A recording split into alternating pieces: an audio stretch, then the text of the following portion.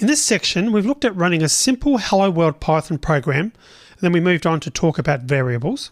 We then mentioned the different types of variables that are built into Python before discussing the number data types, int and float, and one of the sequence data types, string or str, which is an abbreviation for string. So we've seen the basic operations that can be performed on numbers and strings, and we looked at operator precedence as well.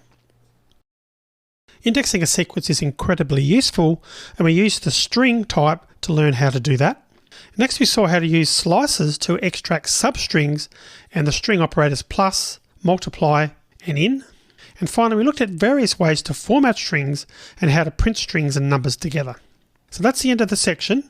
In the next one, we're going to have a look at statements that allow us to control the flow of a program and to repeat parts of a program a number of times. See you in the next section.